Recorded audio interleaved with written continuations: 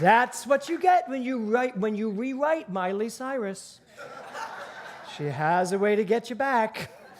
So, but there was a reason why I was not comfortable with that. It's always going to be an uphill battle. It's not always, although when I came in, Alex said, if you're climbing a mountain, it is always going to be an uphill battle. And I was like, true, but that's not what we're talking about.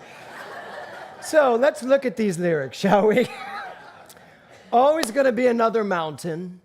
I'm always going to want to make it move. First of all, that is so me. There is always going to be another mountain if you're alive and awake. Yes? Yes. In this month of possibilities, you have to be willing to be alive, awake, aware, pay attention, and see that mountain. And then for me, my job, I always feel, is to move it or to climb it, to just do what's in front of me, no matter what it looks like. So he says, sometimes it's an uphill battle. Sometimes I'm going to have to lose. You know what? Yeah. And it's not about winning and losing. Sometimes I'm going to have to lose that stuff that I want to get rid of. Yes? How many of you have things you'd like to lose? Yeah. All of us have something we just want to be done with. So that's the kind of lose I'm talking about. Ain't about how fast I get there. Now we're really talking about some of my issues. In the past, not now. I'm perfect. But think about this. How many of you are rushing to get through your life? How many of you are rushing to succeed? I'm not calling you out. You just called yourself out. Because I said it and she went. So how often do you find yourself literally rushing to get something done? You know, I just want to get there. I want to be there. I want to be experiencing it. And yet, what I love about this song ain't about how fast I get there. It's not about what's on the other side. It's the climb. So it's the climb. How often have you gotten to the other side of something and gotten there and said, oh, this isn't what I thought it was going to be? And you actually didn't even live through the journey. You just tried to get there, so you've wasted an awful lot of time. And I remember when I did my first Broadway show, and I got there, and I was like, oh, this is just work. I thought being a Broadway star was different than this. I really did. I thought I was going to get there, and then everybody would just, like, red carpets would go out wherever I went, and they did often.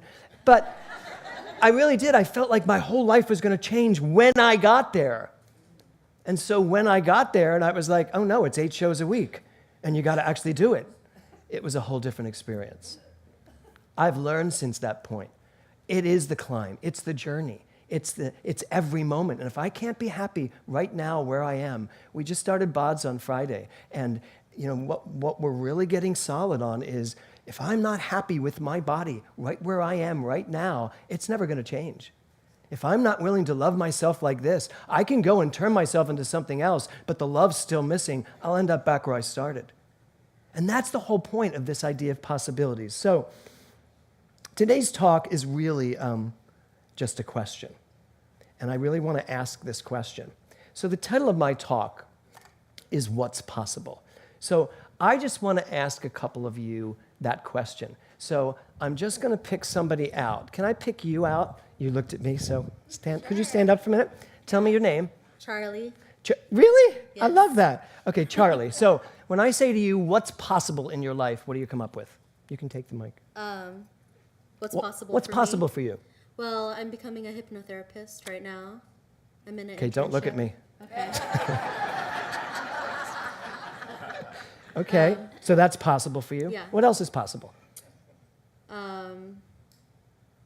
What do you think isn't possible for you? I can tell you're going to say nothing. Yeah, I don't know. All right, sit down. No.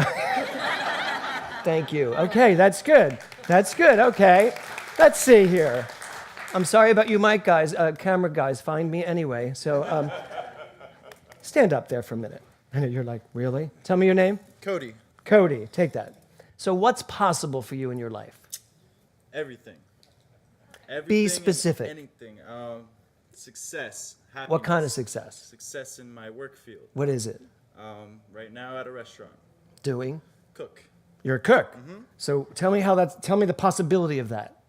I will one day open my own restaurant, and I will be very, very successful. He's turning to you because you're all going to go to this restaurant.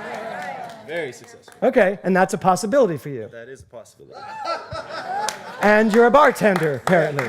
Okay, good. Okay, one more. I'm going to come way back here.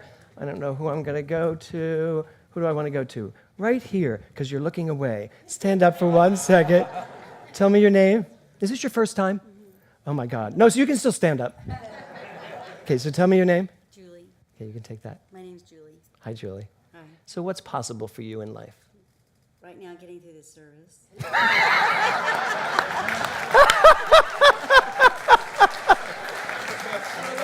I got to tell you, that might not be so possible.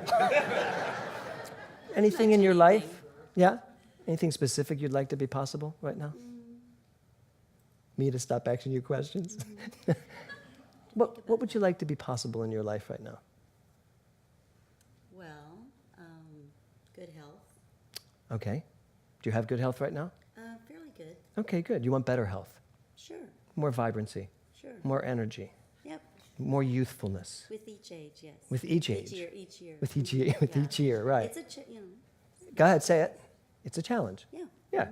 Okay, good. It's gonna. a climb. It's a. Can we give it up for Julie? Okay.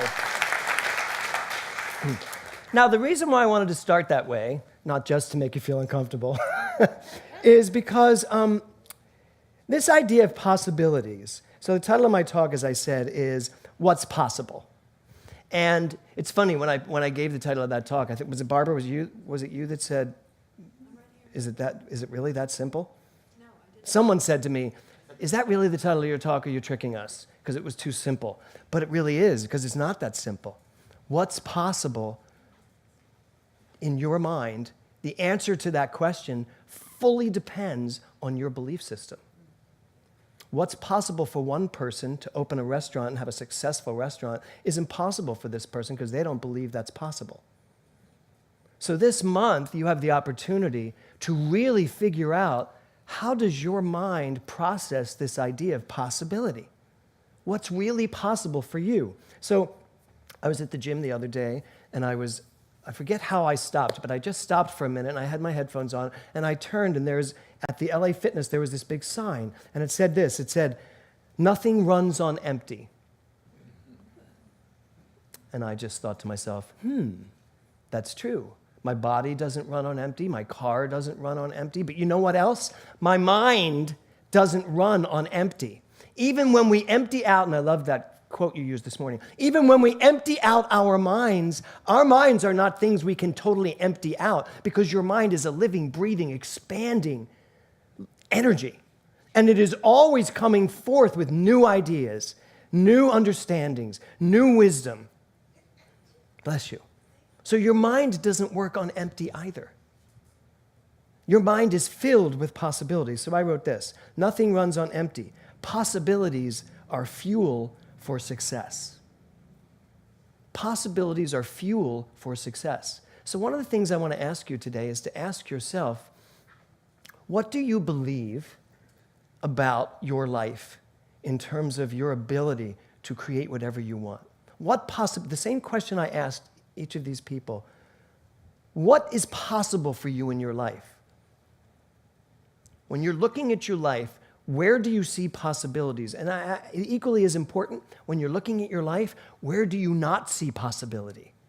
Where do you see a closed door? Where do you see yourself having reached an end of something? Age is one of the things. I think a lot of people get to a certain age and possibilities start to diminish. We think there are different possibilities because we're a certain age. Anybody else feel that here? Yeah. So it's not true. It's absolutely not true. Jack LaLanne died at, 96? And he was still in the gym out lifting most of the young guys in there trying to lift weights. He was a man who actually set his intention to live his entire life youthful, healthy. That's what you can do. That's a possibility. Maybe it's a possibility that you don't have to grow old. but it's not a possibility if it's not your possibility. Maybe it's a possibility that at any age you can have the most amazing career you could imagine. Maybe that's a possibility, but it's not a possibility if you don't think it's a possibility. So do you see where I'm going here? When I say what's possible, I can stand here and say, and so many people will do this, they'll say, everything's possible. Okay, but everything's not possible for you. In truth, not just you, Karen. Not for Karen. Everything is possible hypothetically. Everything is possible philosophically. Everything is possible in truth. But in truth, the only thing possible for Marilyn is what Marilyn has decided is possible for Marilyn. That's it. And I've watched Marilyn decide possibilities that people would have said aren't possible and then achieve them. So it's about you knowing your mind. Albert Einstein said this, "The possibilities are endless once one decides to act and not react."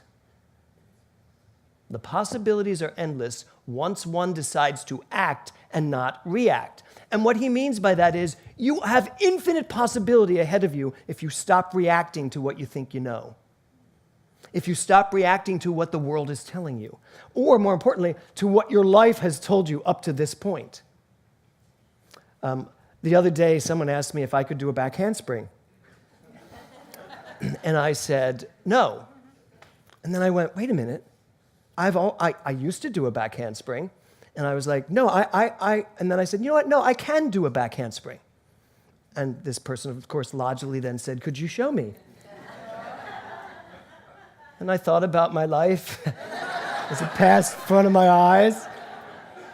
And I was like, you know what? I can't show you because somewhere in me, I don't think I can do this the way I used to do it.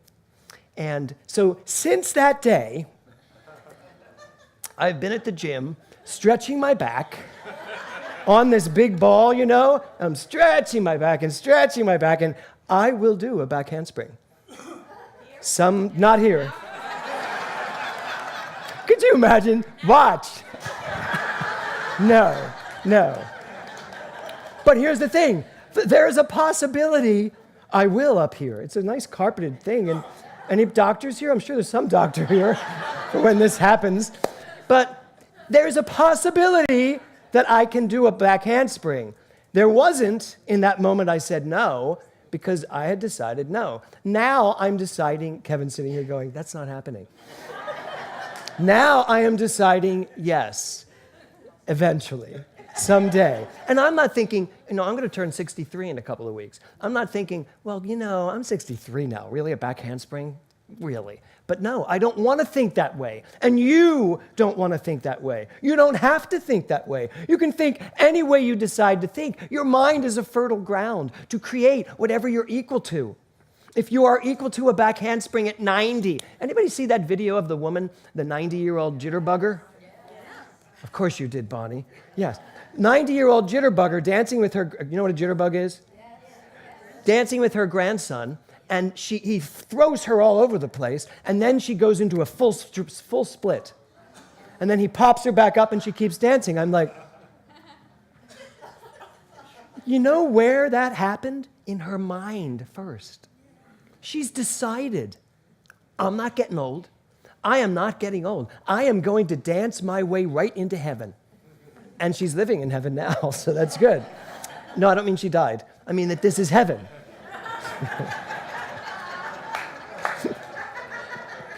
Wow.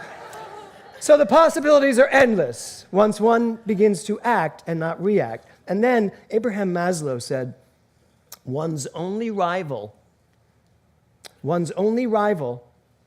is one's own possibilities.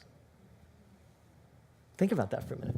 One's only rival is one's possibilities.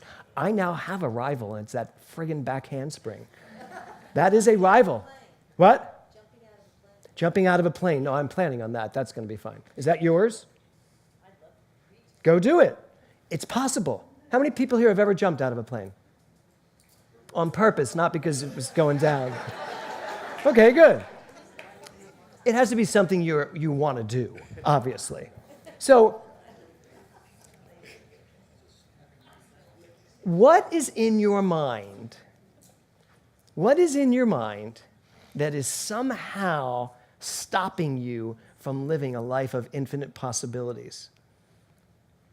I'll tell you one of the first demons. Your preconception of who you are. Your stories. The way you tell your life about you. Oh, I'm this person. Oh, I can't do that. Oh, that's not, our family doesn't do that. Did you ever hear yourself say that?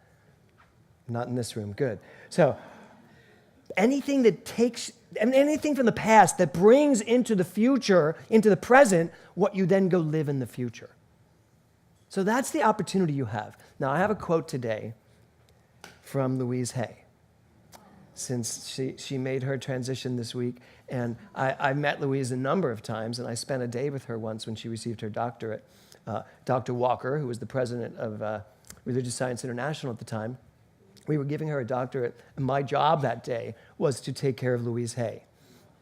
And I remember David saying to me, I know we're at Asilomar and you've got your whole day, but would you take the day to spend with Louise and just make sure she has everything she needs? I was like, let me think, a day with Louise Hay. I'm good. That works for me. So it was really great to spend time with this woman and hear, just to interact with her. Anyway, this is one of her quotes.